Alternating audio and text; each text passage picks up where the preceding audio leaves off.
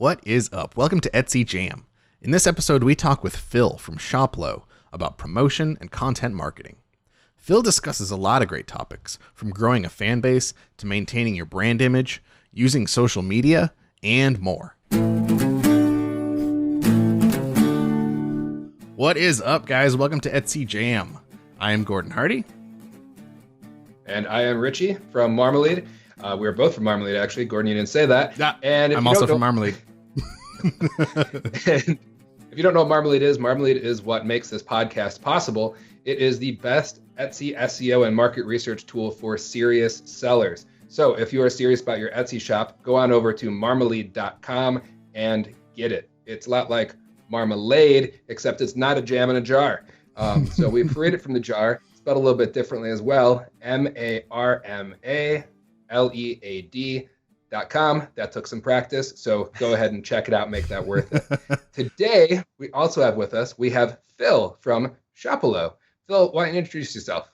Hello guys, my name's Phil, and I am a writer for the Polish e-commerce brand Shoplo. I'm an Australian living in Warsaw, and I'm here to chat with Gordon and Richie and on the Marmalade podcast and have a chat about whatever comes up, I guess. Nice. Yeah, I think we're going to hopefully talk about some promotion and content marketing today.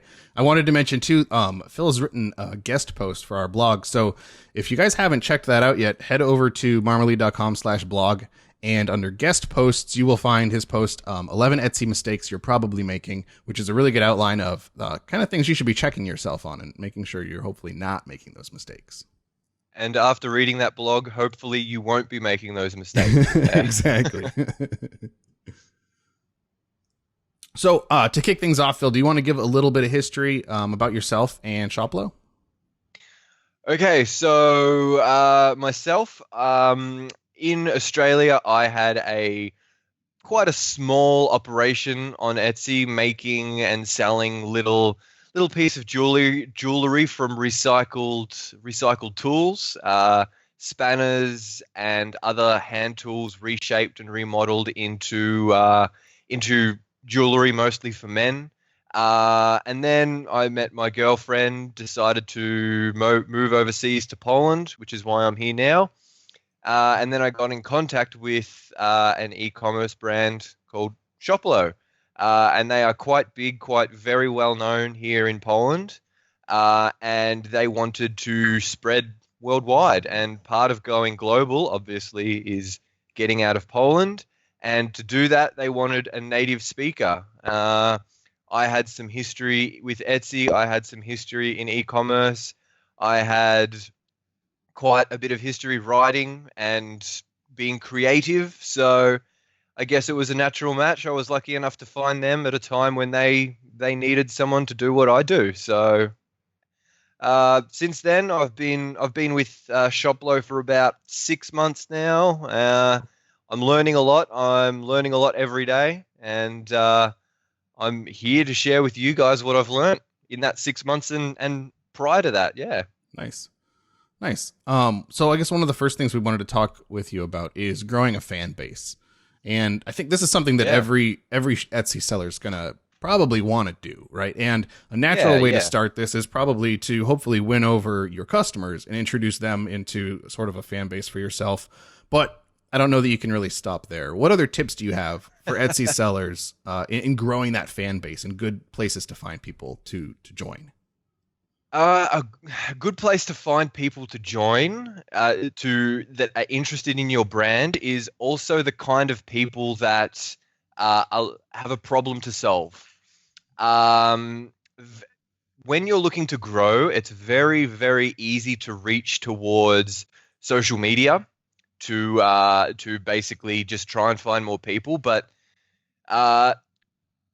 people who aren't on social media also can buy things on the internet. So not everyone, yeah, believe it or not everyone has a Facebook or an Instagram or a Twitter account.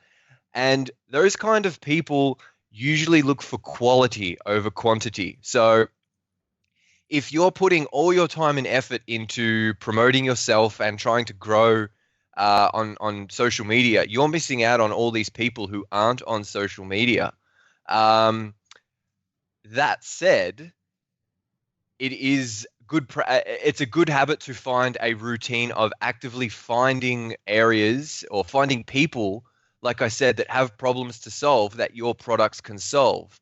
Uh, Even just in growing our own Shoplo fan base, we find a lot of new customers by simply going online and trying to find people who are unhappy with our competitors. So we have e-commerce is a very, very big industry. We simply Google our competitor's name and unhappy or want to leave, and it literally comes up a list of people who aren't happy. So it's just then a matter of us cold calling them. So being creative in Mm-hmm. ways to grow is essential. Finding forums as well.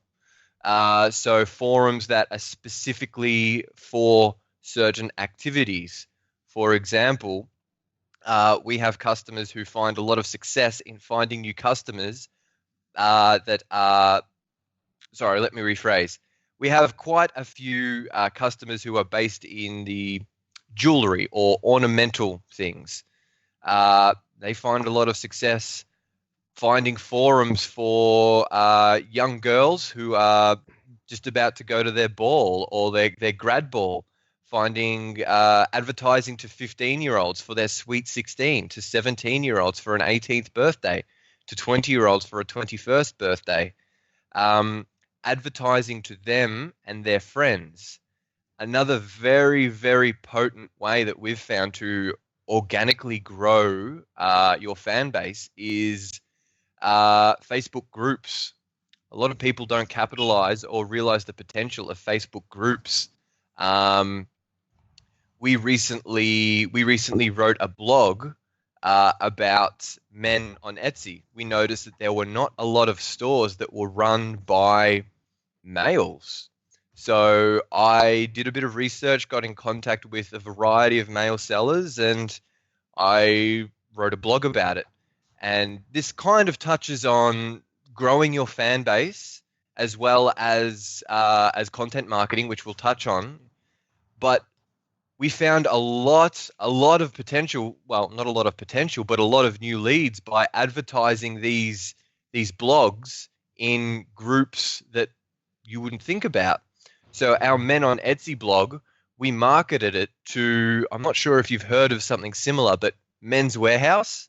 Oh yeah. It's yeah. So it's a group where men can go and simply just be creative with themselves. Not every man has access to a shed where he can build something. So there are communal areas where men can grow and do that. We marketed to Facebook groups like that. Other men groups or groups involving men's health. So that was a good way to share our content and get our name in front of these new potential customers. And even if they didn't read our article, they still saw the Shoplo name, which is essentially what we want, people to know our name. Yeah, that recognition for sure.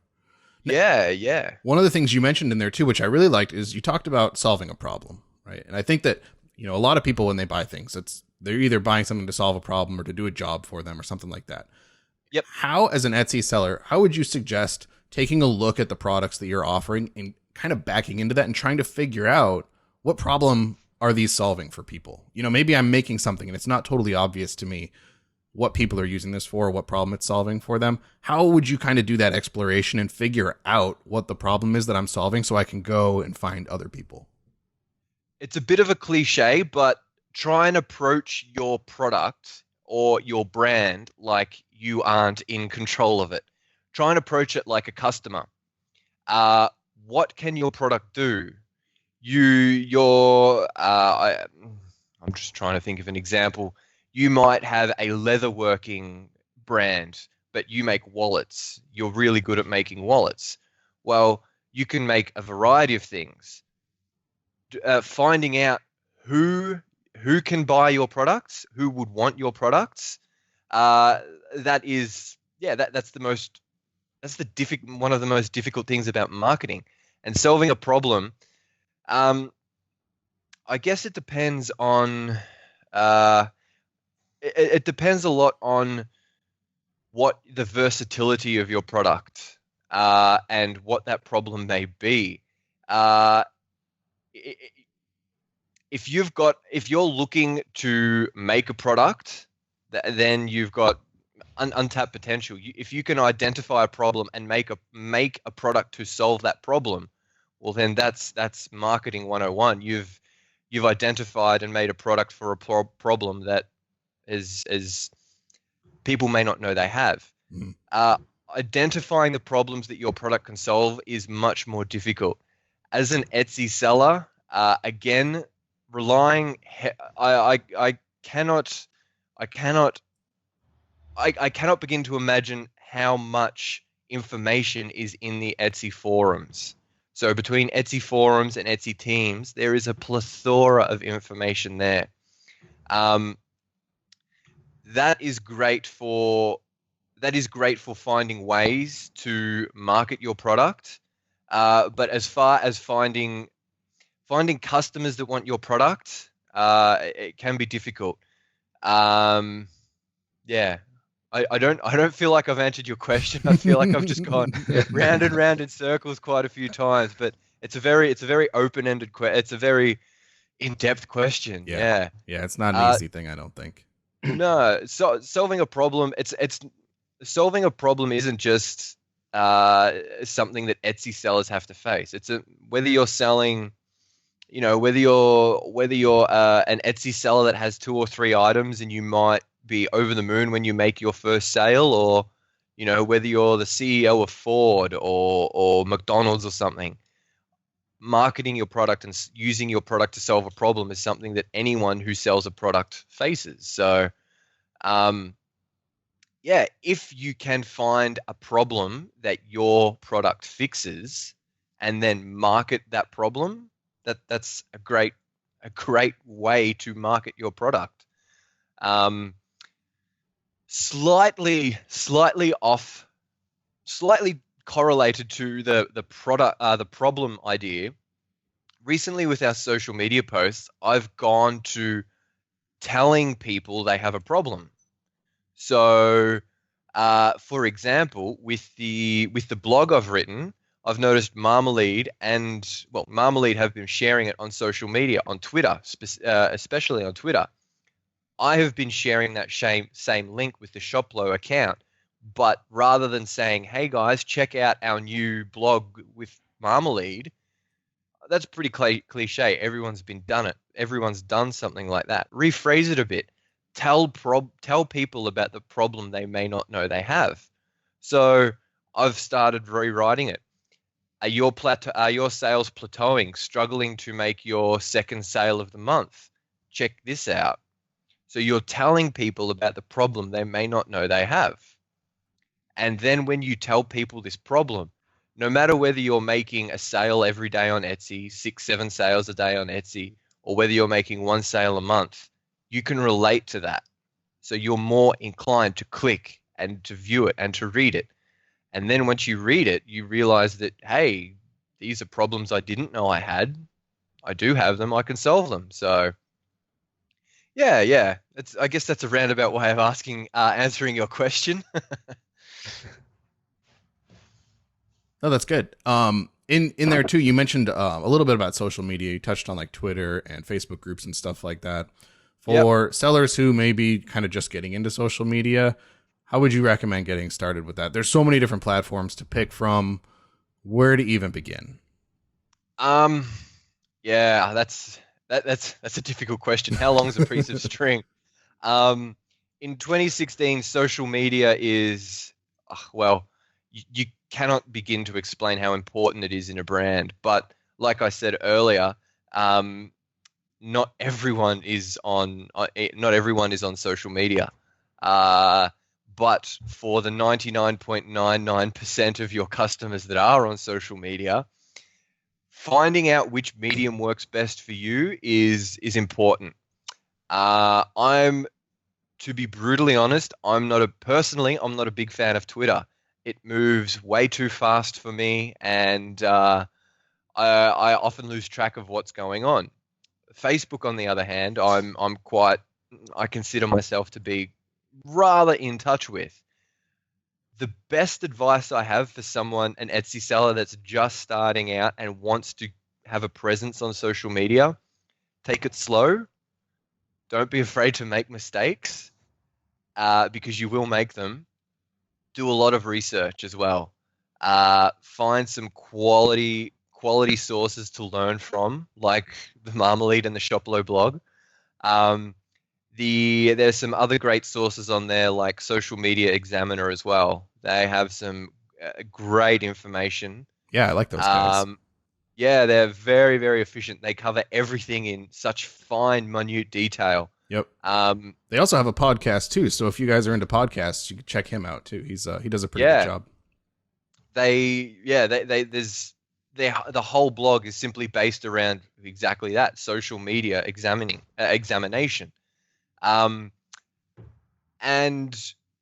yeah, so as well as those other tips, I'd say start off with Facebook, Twitter, and Instagram. They are probably the 3 biggest players in marketing. And slowly learn about them. Like I said, don't be afraid to make mistakes, because you will make them. But also, don't be afraid to walk away from something when it's not working for you. Yeah, that's a good point. What signs would you point toward to say, okay, and this really isn't working for me? What's the best way to identify that? Because I think that's important. Yeah. So, okay, social media is great for promoting a campaign, promoting a giveaway or a voucher code or something like that. If you've gone to all this hard work of finding, say, X amount of followers on Twitter and no one's buying into your discount code, that's a sure sign that it's not working for you. Walk away from it for a bit. Don't give up on it completely. Don't throw your arms up and go, oh, woe is me. Yes, it's difficult. Mastering social media is difficult, even for Mark Zuckerberg. But give it some time. You cannot be a master of everything overnight. If Facebook is what works for you, then stick with Facebook. But over time, learn more about your weakness.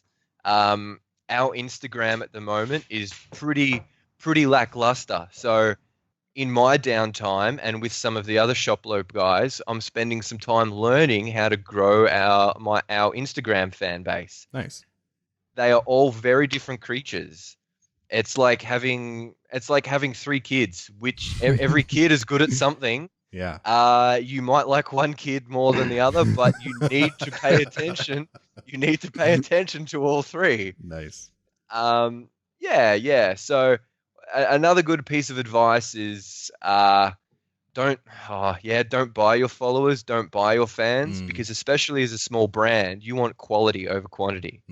That's the same with most things in life. You want quality over quantity every day. I read a very interesting article, and who wrote it slips my mind, but they said don't confuse reach with influence. If someone has 50,000 followers on Twitter, that doesn't mean that by them sharing your brand or your blog, that anyone's listening. Exactly. Yeah. They might have bought their followers. That's right. Exactly. Yeah. It's not hard to find some online machines that you can just basically type in how many followers you want, and straight away you've got that many followers. That's not a hard thing to do. Yeah.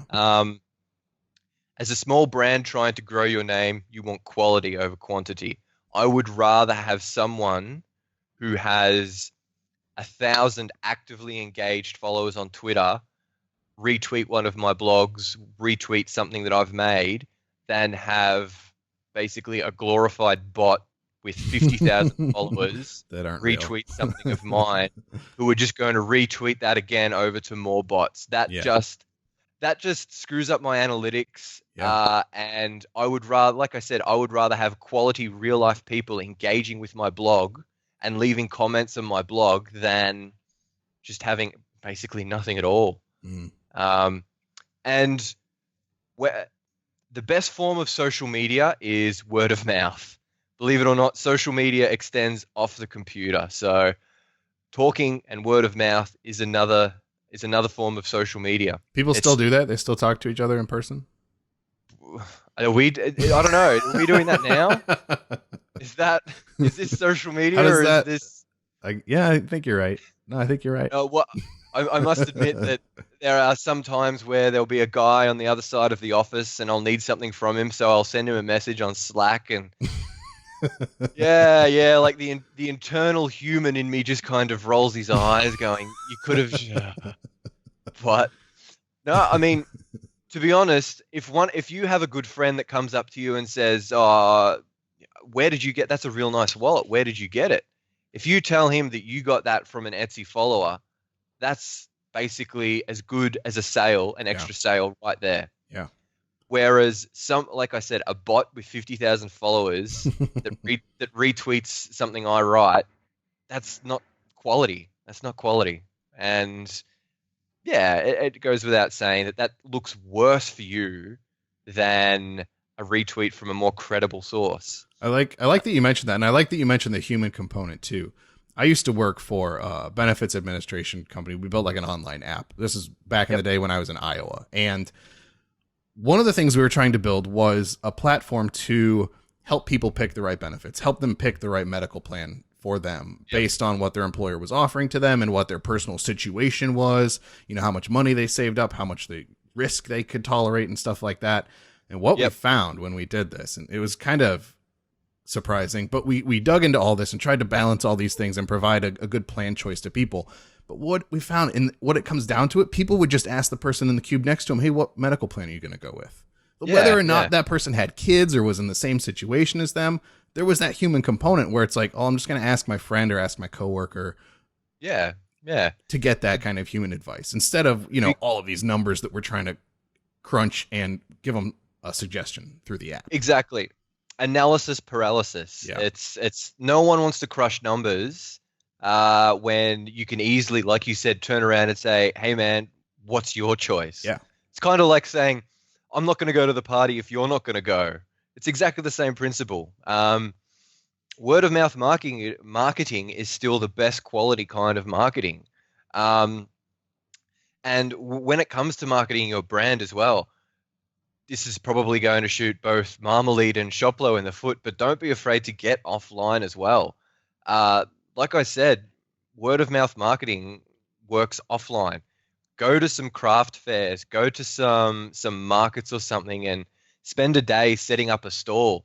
You engage one-on-one with your customers there. I mean, I'm sure that can be a completely different podcast, but when you literally are the face of your brand, that brings so much more credibility to your brand. It puts a face to your brand, and people want to buy a product that has an emotion behind it. They don't want to buy a dress that's been made in a factory in Bangladesh. They want to buy something that's been handmade in Chicago.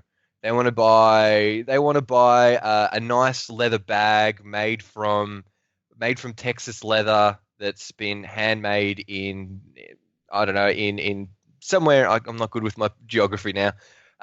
In Dallas. So a story is what sells the brand, and if just to tap on content as well, quality content puts your face to your brand. People want to buy your story, and when they buy small, you're doing that. So, and again, with a bot retweeting my stuff, that's not sharing my image. That's just sharing numbers and letters, and it's just more ones and zeros. It's passed on down the line to be forgotten in another 18 seconds by the other 32 billion tweets that went out in the last 10 minutes. So, yeah. I like that. And you actually kind of segued into... Oh, sorry, Richie. Go ahead if you were going to say something. Oh, I was going to say, a lot of times I see people do that kind of thing with social media. They'll do things like get a bunch of followers, buy followers, do things like this, that bot type stuff. Yeah. And then they get really disheartened when they're not getting sales. They're like, hey, I got this. It reached this many people. Or I had, these different accounts send it out. I'm not getting sales. And they feel like they're really failing somewhere. It's like, well, one, you are, but it's not what you think, right? It's probably not because your product sucks. It's probably because you you sent it out to people who are completely disengaged and disinterested in what you actually have to offer. Dare we say click parties? Yeah, Right. yeah. Exactly. No one there is interested. Yeah. Like it's like selling ice to Eskimos, that kind of thing, right? To use the old sales cliche. So if you can't just walk around in the Arctic and hang in, hey, here's bags of ice. Who wants ice? Like, well, there's tons of ice. It's the wrong audience. You're in totally the wrong place. So of course exactly. But there is there is a very fine line. Just to kind of expand on what you said, there's a very fine line between marketing to the wrong people and marketing to a new audience as well. And it takes a lot of guts and a lot of research to find these kind of niche markets that would be interested in something you're selling. We had another blog we did recently. It was something simple like 5 things you need to get started selling on Etsy. And we thought about doing the same thing, posting it in Facebook groups about Etsy, posting it on Twitter using specific hashtags. But we thought, hey, these people are already selling on Etsy. The things that we're marketing, the content of this is not relevant to these people. Who would be interested in this? And after multiple brainstorm sessions, we found out that mum and dads working from home would lap that up, and they did. And parents who homeschool their kids. Because if you're homeschooling your kids, you're at home all day schooling your kids. It's very hard to have a side hustle when you're your children's own teacher. Mm-hmm. So a lot of those people resort to selling on Etsy.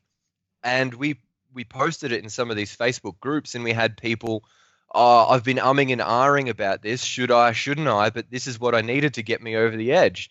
Nice. And they signed up on Etsy. So, yeah, and they're now subscribers to the Shoplo blog. So, that's what we needed. So, nice. Yeah. Being creative about where you market your product and your brand is what you need. So, but if I was an Eskimo, I probably wouldn't go selling my my organic ice blocks to into an Icelandic group or something like that. So probably been done. Unless they were like colored ice blocks and brand new to them. Yeah. Yeah, maybe freeze a gum leaf in some water and send them a bit of Australia. Yeah. There you go. Yeah. Yeah, so again, just to wind up on that, quality over quantity, but don't be afraid to try something new. So I like you kind of segued into the next thing I'd like to talk to you about too, which you mentioned brand image in there a little bit too, and you talked about content marketing. And so I wanted to ask you too, specifically, if I'm an Etsy seller and I want to get into content marketing, I'm firing up a blog that I'm going to start posting things to, mm-hmm. but I want to carry through my brand image. How do I focus on that, and how do I make sure I'm communicating the right brand image when I'm writing my blog posts? Well, first things first, if carrying your brand image over is literally an image as well, you want to make sure that if you've got your Etsy store laid out a certain way, if you've got certain colors, certain themes running through your store, you want to carry that over to your blog, into your WordPress theme or something like that. If your Etsy store has got, like, for example, say a nice lavender feel around it, if I then go to your blog and see that your blog has got like an electric blue theme to it, they're 2 different blogs. I'm in the wrong place. What's going on here? Yeah. So it's physically about carrying your image over. It all depends a lot too on the way you write.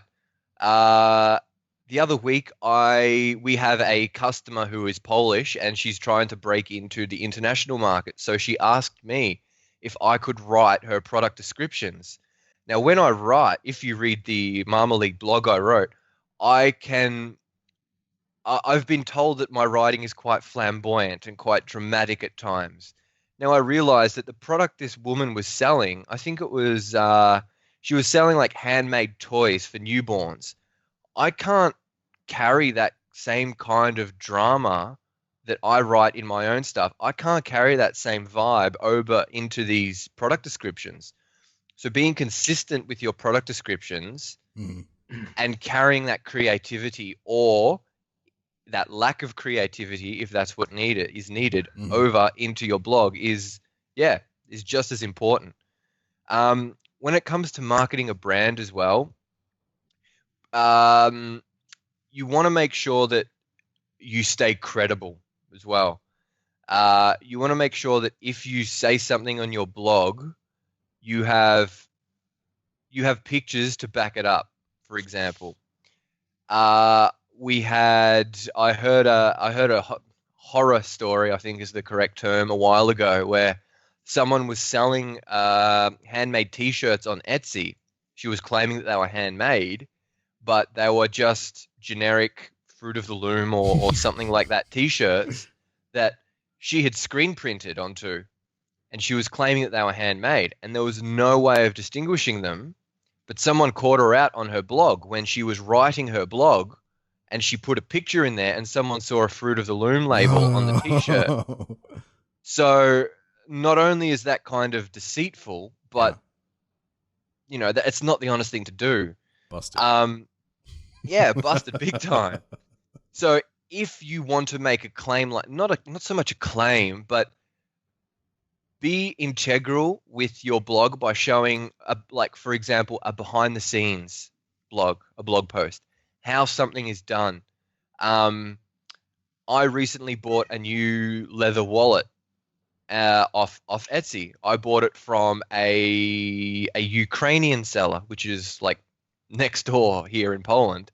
Um, but the reason I bought it from that specific seller was because in the bottom of her Etsy profile, she had a link to her Facebook page, her Instagram page, her Twitter handle, and a link to her website and her blog. So that's all 5 social media things on Etsy filled out. So I could find out everything about this brand.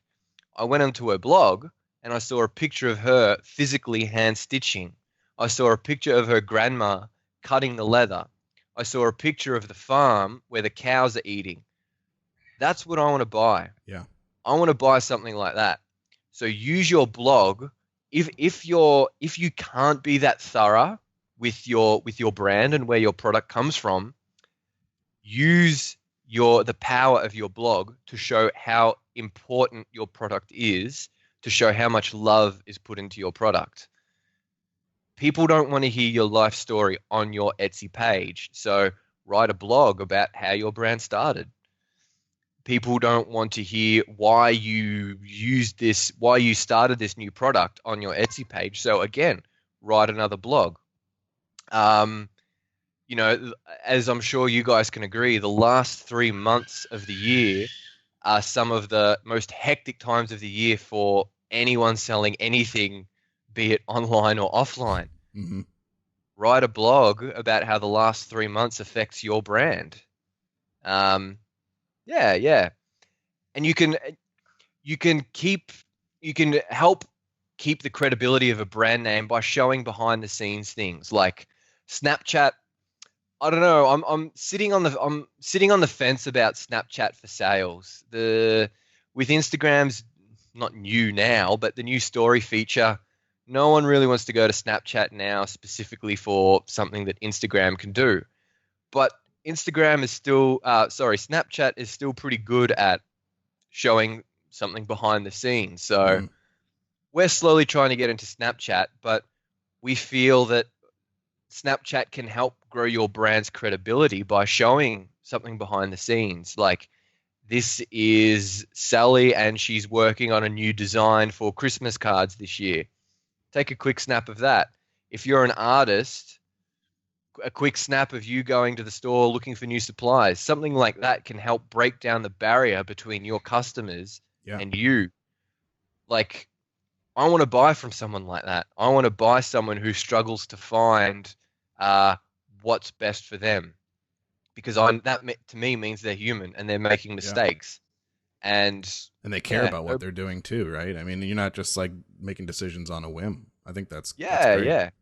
They care about what they're doing and they want to improve. So yeah, social media, Snapchat, Instagram, things like that can really help break down the barriers, and that can be really good for growing a brand and putting that humanity back into a brand as well.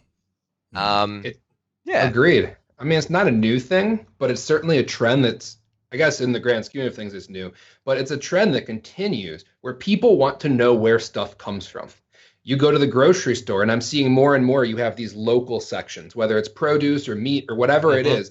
They have sections of this is local, and they make a big deal about it. And they even describe like, okay, what does local mean to us? It means it comes from within 150 miles. And sometimes I'll see they have stories about it. So it'll be like, hey, here's some strawberries, and this is the farm, and this is the story of the farm and the farmers and everything. And people want to know that stuff. Yeah, which is exactly. why they do it. Yeah. Everyone buys on emotion, even if it's a necessary purchase. Let's say you're going to buy Band-Aids, because you have a cut and you're out of Band-Aids, you need Band-Aids. Like you have the Band-Aid brand and you have these other brands, and the one that you kind of connect with for some reason, even though it's a very basic need. I just need something to put on a cut to stop it.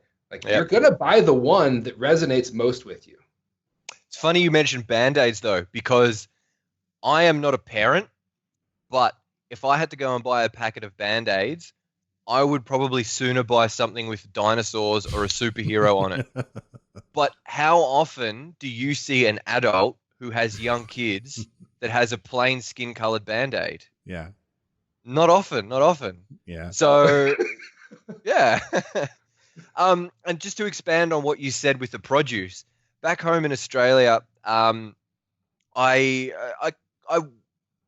similar to that, I like to know where my food comes from, not just strawberries, but also my meat.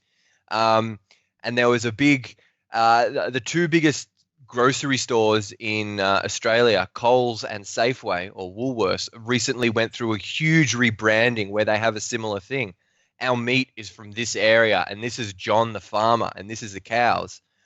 It's hard to buy into a big faceless corporation that does that, but I was lucky enough to find a small pig farm that sold pork products, and I went to a small local market and I bought some bacon, and it tasted fantastic. So I found the brand on Facebook and I thought, great, they're active on Facebook. I'm going to follow them. So I started following them. And then I realized that, hey, this brand's posting photos of piglets that I'm going to eat in another few months. But I thought, hang on, no, okay, this it's hard to separate that, but no, believe it or not, I grew more not accustomed to that, but I knew I was going to eat that pig, but I saw that pig was happy running around in a field. Yeah. As opposed to being locked in a cage that's that big. Yeah, shoulder to shoulder with other pigs. Yeah. In its own filth, only eating. Yeah, it's exactly right. So that set a precedent for me. Then my meat only came from places where I knew the animals lived like that. My milk only came from cows that would run around eating grass all day. And again, that's the same with the brand, whether you're making jewelry, hats, LARP, costumes. I want to see, and people want to see where it comes from, because you're not just buying a product, you're buying a story. So that experience is really funny, because I had a similar experience at the grocery store, actually. Yeah. They were doing like a sample. They were promoting this particular brand. It was like Neiman Farms out in Heinens, Gordon. Yeah. And so they were doing like samples or whatever and promoting. And I was like, so what's different about this? And what they told me that really stuck, and they said a lot of the same things you did, but they said basically it's happy pigs. You're eating happy pigs. Yeah. And so now every time I see that brand, all I think of is this one line that they told me. Happy pigs. Like part of their promotion, but maybe it should be. It's happy pigs. So I see it and I'm like, happy pigs. It stuck in your head, didn't it? It did. It was really effective. They probably have no idea this person said that to me, because it was like the butcher at the grocery store that said it, not a spokesperson or anything like that. Yeah. But effective. It's to put the shoe on the other foot, I guess. There's been a while ago in Australia, there was a big thing on palm oil, unsustainable palm oil, because we're close to Southeast Asia. And recently there was a huge fire in Indonesia. All these unsustainable palm trees caught on fire. And it brought a lot of attention to the palm oil industry. And long story short, the palm trees are planted in deforested areas. Those areas that are deforested displace orangutans. So orangutans have association with palm oil. But it took me a while to realize that the palms we're eating, the palm oil doesn't house the orangutans, but it displaces them. But for a while, I thought that anything with palm oil in it had orangutans in it. It took me a while to separate that. But because of that one little instance, now every time I see something with palm oil, I think orangutan oil. Does it have orangutan oil in it? No, it doesn't. Okay. So it's weird how marketing like that works, but your happy pig euphemism, if it works, well, it works, you know? Yeah, it's stuck. Yeah. So, yeah, that's, I don't know if the palm oil thing can add anything to the conversation, but it's a unique story like the happy pigs, I guess. I think it's a great example of how little things you might not think of, normally make a huge impact, because it's that piece that sticks. And it's not necessarily always, I mean, they probably spent a lot of time and money trying to figure out like something catchy for this, this pig farm. And the thing that I remember about it was just this little quip, this happy pigs that someone happened to say. It's just interesting. Like the things that stick might not be what you expect to. But I guess if you really look at it, then, for sure, then you would expect it. To relate that back to a small brand on Etsy, and specifically with social media, if you are starting on social media, don't forget why social media, every form of social media started. It's to engage with people. Social media isn't an advertising platform. It's a way to engage with people. If you've got a Facebook page just constantly promoting your own page, who's going to follow you? No one. If you've got a Twitter handle that just constantly keeps promoting your own Etsy links, no one's going to follow you.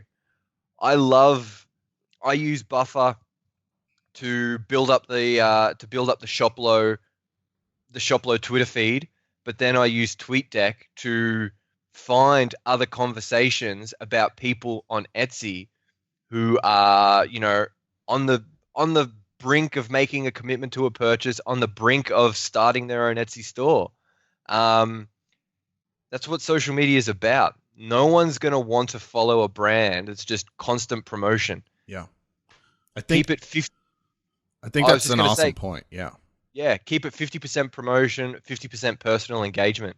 And then that's a good starting ratio to find what works for you. So, and in these simple conversations, the conversations you have with other people. So, for example, engaging with tweets on Twitter, replying to comments on both Facebook and Instagram. Other people, third parties see that, and then they associate you with wanting to help other people, wanting to help potential customers. That builds your brand image. Hey, whoever's behind the handle of this page wants to help me. Hey, they're replying to my comments. I must be doing something pretty good. So yeah. Don't forget to engage and talk to people, not just promote on social media. Yeah. I like that. Yeah. The people who are there for those purposes are the ones you're trying to reach anyway, right? Like obviously there's all these bots out there too. But the people that you're trying to reach are the ones who want to engage. That's why they're on those platforms. And it reminds me of a podcast I watched. I think it was actually a Social Media Examiner episode with Michael Stelzner. And he was interviewing someone who was talking about his experiences kind of as a marketing consultant, going from company to company, helping with social media. And time after time, he would sit in these meetings with executives, right? And these executives are looking at this from kind of a resource and financial standpoint of like, all right, like I'm going to be throwing like people and resources at these different social media platforms. What's my return on investment on these different platforms? And the consultant's kind of saying like, you can't look at social media that way because you're not going to get a return on your investment. He's like, I always like to describe it as a return on relationship, because that's what you're really trying to do on the social media platforms, is build these relationships. And when you can do that and actually help somebody and make a connection, build a relationship there, that's the whole point. That's the whole purpose. And so, no, go ahead. I was just going to say, you want to build a rapport. Yeah. You want to build a relationship. And Twitter is great for that. TweetDeck allows me to identify someone that's, for example, thinking about selling on Etsy. So then just straight away with the Shoplo account, I send them a link, 5 things you need to know about starting on Etsy. That builds a rapport. Mm-hmm. Other people see that. Same thing on Facebook. When people comment on something I post, or even using the Shoplo account to engage with people on other pages, they see that, hey, Shoplo is just not a bot that's posting things. It's a real person with a real opinion. Yeah. Yeah. And like you said, it's not a return on investment. It's a return on relationships. You build that rapport, and then over time, you convert that rapport not only into one sale or one conversion, you convert that relationship into recurring customer. Mm-hmm. And when you have a happy recurring customer, that happy recurring customer, like we said, word of mouth advertising, that happy recurring customer is more than likely to go, hey, John, you've got the same problem I had. This is how I solved it. Mm-hmm. So, yeah. I think people in general tend to not focus on some of these, like the offline marketing and stuff like that, the word of mouth, and even some of the engagement part of social media, because it's not easily measured, right? Mm-hmm. And there we have this culture where if people feel like they have to measure everything, and then when you can't measure something, they get very like, "Whoa, should I be spending time on it?" And I think the answer is yes, because it sends so many people. First of all, it works. But second, there's so many people that are afraid to touch it, especially risk-averse executives. Gary Vee talks about this. He says he'll get into rooms with these big companies, and they don't like doing all the social media stuff because they don't have a nice report they can bring in with them and show people, right? Exactly. Like, director can't bring it to their VP. The VP can't bring it to their president, right? Like, they can't bring it up the line and say, look where we're winning. Exactly, yeah. But the general public don't care about that. The general public care about how and to what extent you engage with people like them, real people. Yep. You can measure engagement rates, and you can measure analytics on Google and on Twitter and all that, but you can't measure the effect, or you can't measure the effect that a specifically addressed tweet sends to someone when it's specifically made to them. Mm-hmm. And they're the best kind of tweets or the best kind of posts to make is when you contact with someone as an individual. Yeah. So I'm sure these execs got a bit frustrated when they couldn't measure how many times something was retweeted, how many people they'd engaged or influenced or something like that. But like we said before, with the bots, I would rather have one quality engagement than, say, 20 retweets by a bot. Yeah. But the one quality engagement is immeasurable, whereas the 50 retweets are quantifiable. So yeah. If you are an Etsy seller and you're questioning whether or not your social media stuff is working for you, take a hard look at what you're doing with it, right? If you've just scheduled a bunch of tweets to go out and Facebook posts to happen, but you're not actually engaging on those platforms, you should probably take another look at that, because that's not the structure you're going to want to use. Yeah, for sure. And the other thing, everything that goes on the internet is now on the internet. If someone looks back at your Twitter handle and sees that for 3 months straight, all you did was post self-promotion stuff, that's going to... They won't follow you. The real people that you want to follow you won't follow you because for this certain length of time, you were just a bot. And then luckily you woke up and decided to engage, but you got to do that sooner rather than later. Yeah. I like that. So So another thing too, we talked a little bit, right, about content marketing with your brand image and engaging with social media. In all of these things, really, and even talking about the problems that your customers have, it really relies on you knowing your customers and knowing the kinds of things they're interested in reading about, the pictures they want to see, kind of like you talked about the behind the scenes stories and all that kind of cool stuff. Yeah. How would you suggest Etsy sellers other than you talked about going to craft fairs, which I think is a fantastic, suggestion for actually physically talking to people who are your customers. But what other ways could Etsy sellers kind of get out there and learn about their customer base so that they know what problems they're solving and they know how to talk to them and what sort of things they'd be interested in reading through their content marketing efforts? I read a really interesting blog by, I think it was Nathan Collier at the Nathan Collier. He said that one way he explained that there's no need to waste money on Facebook ads. Instead, find a group that's a Facebook group that is that has your customers. Go where your customers are already hanging out with your personal Facebook profile and personally add them. Get to know them. Find what they are, what they do, and chances are it takes a long time. Maybe add 10 new people a week for several weeks, but that way you can learn who these people are. Everyone faces the same problems, but you can learn more about specific problems they may have. Like I said, different forums for different problems worldwide are incredible. I heard a story a while ago about a guy who, I don't think he was on Etsy, but he made handmade guitars.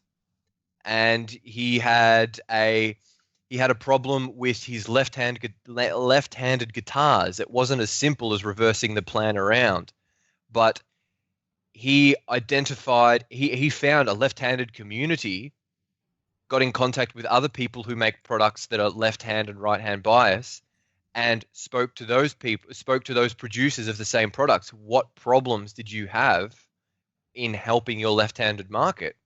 And I can't remember what the problems he found were, but through teaming up with not competitors, but products that complement that product that you're selling, he was able to identify issues. So, yeah, similar to, I guess, I can't remember who made first contact, whether it was Shoplo or Marmalead, but we've identified the same problem that Etsy sellers have.